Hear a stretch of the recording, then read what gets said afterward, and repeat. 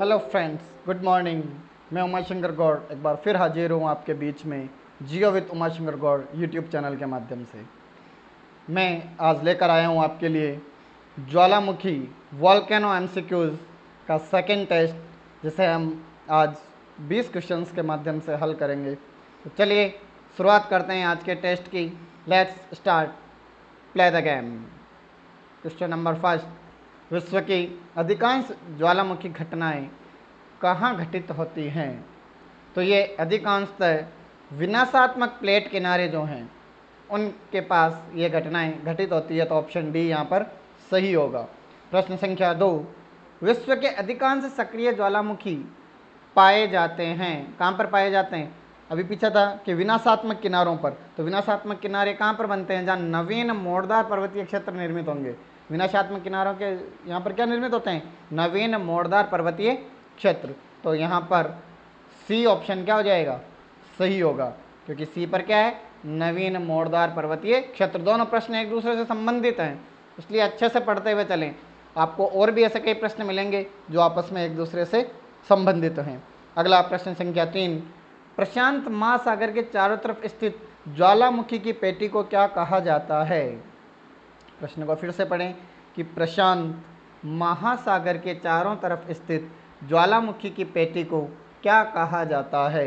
कल एक प्रश्न आया था जहाँ पर पूछा गया था कि सर्किल ऑफ फायर कहाँ स्थित है, या रिंग ऑफ फायर कहाँ स्थित है? उसका उत्तर था प्रशांत महासागर, परिप्रशांत क्षेत्र। तो यहाँ पर भी उत्तर क्या हो जाएगा? अग्नि श्रृंखला। कल वाला प्रश्न आज उत्तर बन के आया है, इसलिए ध्यान रखें प्रश्न कैसे भी आ सकता है, इसलिए रटना नहीं है, समझना है। ठीक है, बढ़ते हैं अपने चौथे प्रश्न की ओर। चौथा प्रश्न आपकी स्क्रीन पर आने के लिए तैयार, और ये प्रश्न संख्या 4, विश्व के अधिकांश सक्रिय ज्वालामुखी निम्नलिखित में से किस क्षेत्र में पाए जाते हैं? तो रिंग ऑफ फायर जहाँ होगी वहीं सर्वाधिक सक्रिय ज्वालामुखी होंगे। तो रिंग ऑफ फायर कहाँ पर है? रिंग ऑफ फायर है परिप्रशांत पेटी में। तो उत्तर कौन सा हो जाएगा? सी, परिप्रशांत पेटी। क्योंकि सक्रिय ज्वालामुखी होंगे तभी तो रिंग ऑफ फायर बनेगा, वरना रिंग ऑफ फायर कैसे बनेगा? इसलिए परिप्रशांत पेटी में सर्वाधिक सक्रिय ज्वालामुखी पाए जाते हैं। प्रश्न संख्या 5, निम्नलिखित में से कौन सा ज्वालामुखी पर्वत का उदाहरण नहीं है? माउंट एटना ज्वालामुखी है, फ्यूजियामा ज्वालामुखी और किलिमंजारो ज्वालामुखी है, लेकिन माउंट ब्लैक यहाँ पर ज्वालामुखी नहीं है, इसलिए यहाँ पर ऑप्शन सी क्या हो जाएगा? सही। अगला प्रश्न संख्या 5, विश्व का सबसे ऊंचा ज्वालामुखी पर्वत कहाँ स्थित है? विश्व का सबसे ऊंचा ज्वालामुखी पर्वत कोटोपैक्सी कहाँ स्थित है? यह इक्वेडोर में स्थित है। कहाँ पर है? इक्वेडोर। अब ऑप्शन में इक्वेडोर कहाँ पर है? ऑप्शन में इक्वेडोर है सी, तो सी यहाँ पर सही होगा। अब 7वां प्रश्न आपकी स्क्रीन पर आता हुआ, स्ट्रोम्बोली किस प्रकार का ज्वालामुखी है? इसे भूमध्य रेखा का प्रकाश स्तंभ कहा जाता है। और प्रकाश स्तंभ है, इसका मतलब क्या है? सक्रिय है, तभी तो प्रकाश स्तंभ बनेगा, इसलिए कौन सा हो गया? जागृत। ए, जागृत ज्वालामुखी। चलते हैं प्रश्न संख्या 8 की ओर। मृत ज्वालामुखी किलिमंजारो किस देश में स्थित है? अब यहाँ पर हम देखते हैं कि यार ये जो किलिमंजारो है ये तो अफ्रीका में है, और ऑप्शन में अफ्रीका है नहीं, क्या करें? अब तो ये तो ऑप्शन ही गलत है। आरपीएससी को लेटर लिखना पड़ेगा, एसएससी को लेटर लिखना पड़ेगा, है ना, कि ये प्रश्न गलत आ गया आपका। नहीं, अफ्रीका एक महाद्वीप है और किलिमंजारो अफ्रीका महाद्वीप के तंजानिया देश में स्थित है। कहाँ स्थित है? तंजानिया में। तो उत्तर क्या हो जाएगा? B, Tanzania. तो ये ध्यान रखें, अफ्रीका में है, अफ्रीका की सबसे ऊंची पर्वत चोटी है, लेकिन स्थित देश कौन सा है? किलिमंजारो नहीं, किलिमंजारो का तंजानिया। फ्यूजियामा, ये ऐसे नाम विश्व के पूर्वी देशों में पाए जाते हैं। कोरिया है, उत्तरी कोरिया, दक्षिण कोरिया, चीन, जापान, इन देशों में इस प्रकार के नाम पाए जाते हैं। तो यहाँ ऑप्शन में देखिए, इनमें से कोई नाम है क्या? अकेला जापान ही है, और हमें ये पता भी है कि फ्यूजियामा ज्वालामुखी कहाँ स्थित है? जापान में। तो उत्तर बी, सही है। तो अब चलिए बढ़ते हैं अपने अगले प्रश्न, प्रश्न संख्या 10 की ओर। निम्नलिखित में से किसे भूमध्य सागर का लाइट हाउस कहते हैं, प्रकाश स्तंभ कहते हैं? अभी पीछे बात करके आए थे, किसे कहते हैं? स्ट्रॉम्बली को। तो यहाँ स्ट्रॉम्बली कहाँ है ऑप्शन में? ए, सिसिलिका स्ट्रॉम्बोली।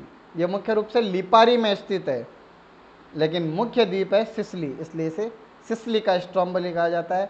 अगर ऑप्शन में लिपारी भी हो तो लिपारी सही होगा। अगला प्रश्न संख्या 11, फोसा मैग्ना एक ज्वालामुखी है, क्या है? ज्वालामुखी। अगला प्रश्न, एयरबस ज्वालामुखी कहाँ स्थित है? एयरबस ज्वालामुखी अंटार्कटिका महाद्वीप पर स्थित है, जो कि ऑप्शन सी में है, तो ऑप्शन सी सही होगा। तो चलते हैं प्रश्न संख्या 13 की ओर। माउंट एटना ज्वालामुखी किस द्वीप पर स्थित है? ये इटली के नज़दीक सिसिली नामक द्वीप पर स्थित है, भूमध्य रेखा के पास। तो ये सिसिली द्वीप पर स्थित, अगर देश पूछते तो होता इटली।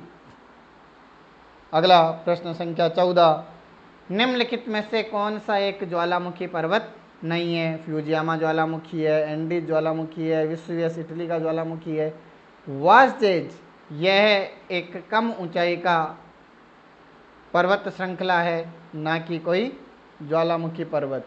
तो यहाँ पर ऑप्शन डी सही हुआ।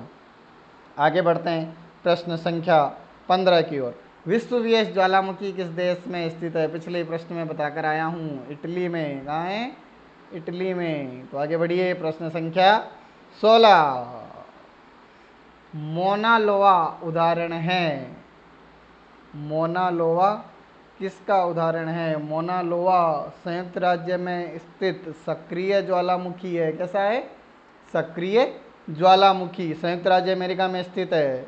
तो आगे बढ़िए प्रश्न संख्या 17 आपके लिए मैं हीरे मोती चुन चुन कर लाया हूँ, इसलिए बड़े ध्यान से इन वीडियोस को देखें और एक बार में ही याद हो जाए, ऐसी कोशिश करें। मैं अपनी तरफ से पूरा प्रयास कर रहा हूँ कि आपको सभी प्रश्न तुरंत याद करवा दूँ, इसलिए मैं पूरे वर्णन के साथ आपको समझा रहा हूँ कि क्राकाटाओ ज्वालामुखी निम्न में से किस द्वीप समूह पर स्थित है? प्रश्न को ढंग से पढ़ें, द्वीप समूह पूछा है, देश नहीं पूछा है।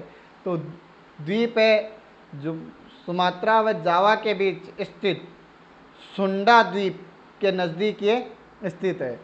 वैसे तो ये इंडोनेशिया में है। कहाँ पर है? इंडोनेशिया, लेकिन ये देश है, देश नहीं पूछा, यहाँ पर द्वीप समूह पूछा है, तो उत्तर होगा सुंडा द्वीप। प्रश्न संख्या 19 आपकी स्क्रीन पर आ रहा है। किलिमंजारो पर्वत किस महाद्वीप पर स्थित है? किलिमंजारो है अफ्रीका में, पीछे बताकर आया हूँ। किलिमंजारो कहाँ पर स्थित है? तंजानिया के साथ में।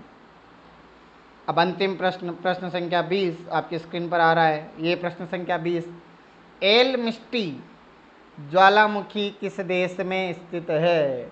एल मिस्टी जो है वो पेरू में। कहाँ पर स्थित है? पेरू में। तो ये थे आपके 20 प्रश्न जो आपके ज्वालामुखी से संबंधित विभिन्न पहलुओं को हल करवाते हैं। कल मैं फिर आऊँगा ज्वालामुखी से संबंधित 20 और महत्वपूर्ण प्रश्न लेकर। तो तैयार रहिए अगले 20 प्रश्नों को हल करने के लिए। चैनल को लाइक, शेयर व सब्सक्राइब करना ना भूलें। जय हिंद, जय भारत।